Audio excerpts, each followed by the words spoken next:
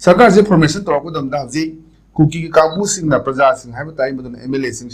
threaten तौर warning तौर थम्बे सरुक याब यारोदना मोई सेपरेट एडमिनिस्ट्रेशन पामी है तोान तौर चेरोल मैम पीबना सरकार से फॉर्मेशन तौर कुकी काबू की कुकी MLA तारानी बीजेपी की तरेनी हजू फाउद मोद वरी वाई साब सरकार अखोई उब फंग्री पीस की पान उदे सरकार फॉर्मेशन से कुकी याओगद्रा याओरोइद्रा अचौब वहां स्वादी कौरफम थमी तसेना कुकी याओदी तसेना मनु पार्टी की कनो ओरकनी अदुबो हुजु हुजि लैरिबा कुकी ना डिमांड तौरिबा सेपरेट एडमिनिस्ट्रेशन की मतांग मुक्तन लेरगदी मकोई याओरकनी हाबे थाजब लैते अदुगा मकोई याओबन तग याओतब हाबे मकोई मखा पोली अदुगा मकोई की लालौबु लुपसिंगदुना मकोई गवर्नमेंट फॉर्मेशन द याओबि यारोय हाबा सेपरेट एडमिनिस्ट्रेशन अदुगा मकोई सेपरेट फ्लैग मदुगी पोट मैम दु लैत्रिबो यारोय हाबा पोट अमा लैबनिना मकोई सी अदुम नाहारोन मकोई खुलाई पाइबा सिंग लालौबु सिंग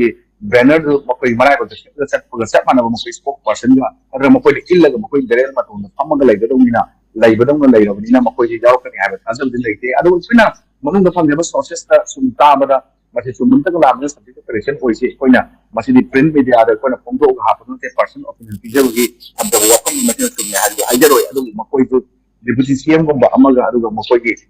फजब मिनिस्टर पोस्ट अहम मरी अमगा डिमांड तवे हाबा पोट अमदि ताई मकोई मी यामद्रगसु अदु मदुगी पोटना सुमने लानबदन पोट अम ओरगा अमु मकोइना हाइकद पोट से ममांग दि मकोई डिमांड तरो लापा ngमसु सथिबा कोई सिली एनबिडेंस सिंगना अमु गवर्नमेंट से मकोई हेड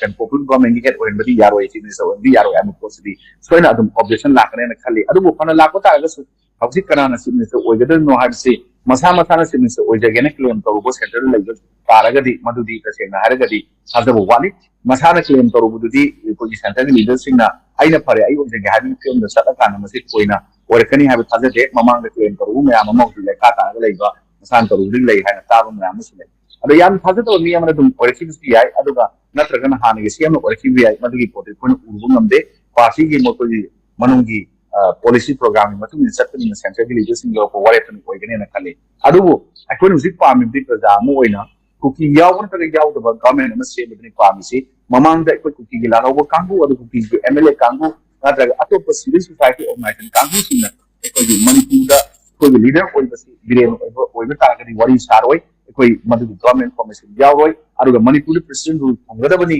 हाइबन सिंग मैम थंगिबो पोट अदुगा सेपरेट एडमिनिस्ट्रेशन पिगदम हाइबा मरु एबा डिमांड अहुंदा मकोई डिमांड अनि माइ पागा लैख्रबनि अदुना मकोइना तसेंना हायो पोटा बिरेनना मरक रिजाइन तौथुकिबनिना मदुगी पोटा मकोई की पोटसु खंते टेकिबो पोट ओइबा तांथोको